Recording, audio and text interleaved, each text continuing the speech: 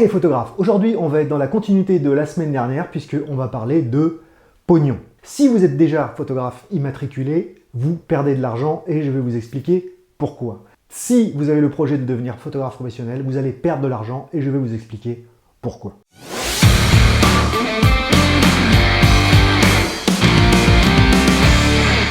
Et oui, car peu importe votre niveau technique, peu importe si vous savez faire de belles photos, vous ne pourrez pas vivre correctement de la photographie si vous ne connaissez pas un élément essentiel. Parce qu'il y a certains d'entre nous, photographes, qui sont de très bons techniciens, il y a certains d'entre nous qui sont de très bons conteurs, qui savent très bien raconter des histoires en images. Il y a aussi des professionnels spécialistes de la lumière qui connaissent tout sur les flashs ou sur le studio ou sur comment gérer la lumière au naturel. Chaque photographe a sa spécialité et sa propre sensibilité. Oui, parce qu'à la base, nous sommes des photographes et ce que nous aimons faire, c'est prendre des photos. Et nous ne sommes pas des commerciaux et encore moins des comptables. Et quand on commence, moi je me souviens quand j'ai débuté, la première fois que j'ai dû annoncer mes tarifs à mes premiers mariés, j'en menais pas large. D'ailleurs maintenant avec le recul, c'était complètement ridicule puisque c'est des tarifs finalement bien trop bas pour pouvoir vivre de la photo. Et puis au-delà d'assumer les tarifs, simplement parce que j'avais pas vraiment réfléchi à ma grille tarifaire comme il faut.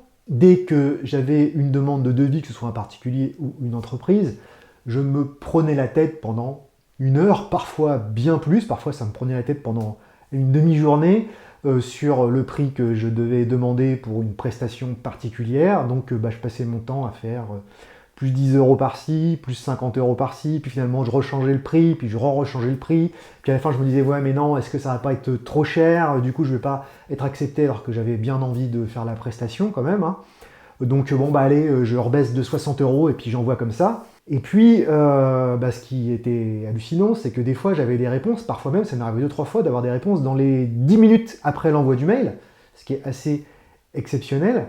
Et tout simplement parce que mon tarif, c'était n'importe quoi. C'est vraiment nul de faire un devis à 150 euros pour quelque chose qui en vaut 500 et qui aurait été accepté à 500 euros. On perd de l'argent comme ça. Et si j'avais continué comme ça sans réfléchir à la manière de tarifer, qu'est-ce qui se serait passé? J'aurais gagné peut-être quelques dizaines d'euros, peut-être 200, peut-être 300 euros, bien au mieux par mois. En tant que photographe en double activité. Et puis, à un moment, vu le temps que ça me prenait et l'énergie que ça me prenait et le coût en matériel que ça me prenait, j'aurais peut-être fini par lâcher l'affaire et abandonner l'idée d'être photographe. Ce que j'ai essayé de faire aussi, c'est essayer de trouver les tarifs de mes concurrents, en fait. Et pour ça, j'ai simplement sympathisé, alors c'était pas le but à l'origine, mais il se trouve que ça s'est fait comme ça.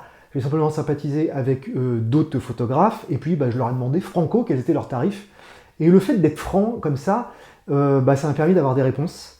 J'ai même eu un photographe qui m'a envoyé sa grille tarifaire complète. Et qu'est-ce que j'ai fait? Un petit peu bêtement, j'ai pompé. J'ai utilisé une grille tarifaire, alors j'ai fait des moyennes, des trucs comme ça, j'ai un peu magouillé, puis je me suis fait une grille tarifaire comme ça, un peu au hasard. Sauf que ça m'a pas empêché d'avoir toujours peur qu'on me dise la fameuse phrase c'est trop cher et de ne pas savoir justifier mes tarifs puisqu'elles étaient faites avec une technique imparable, à savoir le pifomètre.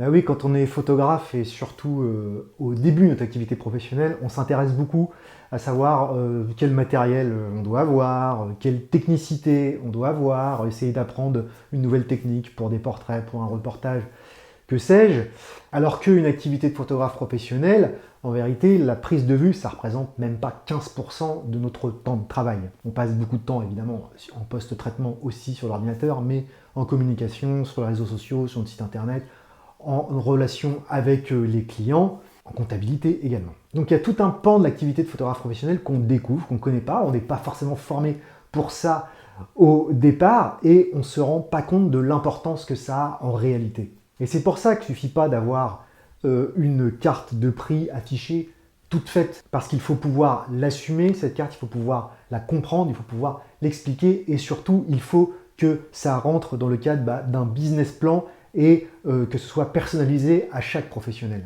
C'est en réalité la base d'une construction d'une entreprise, puisque même si on est à temps partiel, on est une entreprise solide. C'est les fondations nécessaires pour une vie de photographe et pour avoir plus de clients, des clients aussi plus qualifiés, et puis au final pour gagner mieux sa vie.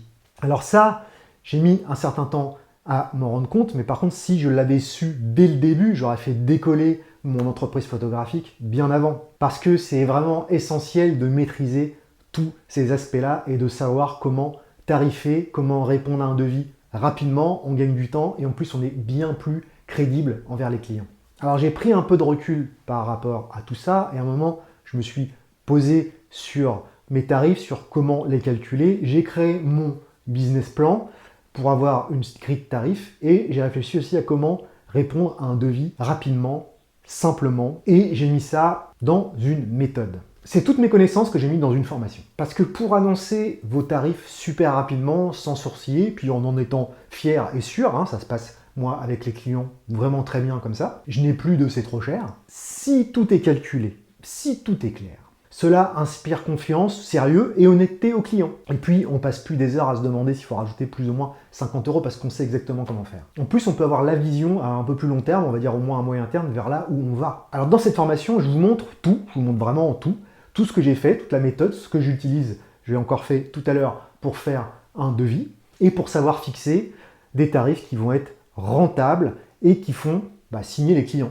facilement. Je vous montre comment avoir un nouvel état d'esprit, les bases pour être un entrepreneur photographe, puis avoir un avenir de photographe un peu plus radieux. Comment faire pour faire des vrais bénéfices, pour être à l'aise avec vos clients et assumer vos tarifs. Comment trouver votre voie, vous positionner sur le marché. Comment vous différencier de vos concurrents, comment vendre plus facilement, parce qu'avec les bons prix, les ventes seront finalement plus faciles.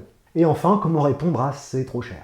Bien entendu, je parle de savoir fixer ses tarifs. C'est pour ça que je l'ai appelé les tarifs en béton. C'est créer un business plan, c'est de quoi vont dépendre vos tarifs, c'est fixer des objectifs, il y a des exemples de comment créer vos propres forfaits, un cas concret, comment calculer vos dépenses, on parle des cessions de droits et de la tarification, comment faire pour gagner plus en augmentant vos tarifs, voire gagner encore plus en augmentant vos revenus, et puis la fameuse astuce du menu côte de bœuf. Avec tout cela, vous serez aidé par un fichier Excel en 4 feuillets, qui va vous simplifier la tâche, puis qui va vous faire gagner un temps fou, puisque c'est un petit fichier semi-automatique. L'objectif, c'est qu'à la fin de la formation, vous puissiez répondre rapidement et facilement à n'importe quelle demande de devis, que vous ne sentiez plus obligé de baisser vos tarifs, que vous puissiez justifier vos tarifs avec aplomb, et que vous soyez en position de force et vous soyez sûr de vous. Vous aurez une offre de prestation avec des tarifs clairs. C'est la base pour monter une entreprise photo rentable. Être crédible, faire preuve de professionnalisme et du coup avoir plus de clients. Alors comment faire ? Sous la vidéo, je vous ai mis un lien qui vous donne droit à une réduction de plus de 60%, mais uniquement jusqu'à dimanche 2 mai, 22h. Donc si vous regardez la vidéo après le dimanche 22 mai, 22h, c'est trop tard, ce sera au tarif plein. Il suffit de rentrer vos coordonnées et puis vous aurez accès aux fichiers de la formation et aux vidéos que vous pourrez regarder d'où vous voulez, peut-être de là où vous regardez cette vidéo actuellement. Vous pourrez également la suivre à votre rythme puisque c'est découpé en 16 vidéos que vous pouvez regarder un peu quand vous voulez. Et c'est comme ça que vous poserez les bases d'une entreprise photographique saine. Et je le rappelle, même si c'est pour être en complément d'activité, vous restez quand même une entreprise à partir du moment où vous êtes immatriculé. Du coup, je vous laisse découvrir tout ça grâce au lien qui est en dessous. Vous aurez plus d'explications sur cette formation. Et puis, je vous dis à tout de suite de l'autre côté, du côté vidéo formation. Vous le verrez, je serai habillé de la même façon dans les premières vidéo. Eh bien, je vous remercie d'avoir regardé cette vidéo et je vous dis à bientôt. Je vous remercie d'avoir regardé cette vidéo jusqu'au bout. Pour soutenir la chaîne, abonnez-vous, likez, commentez, partagez.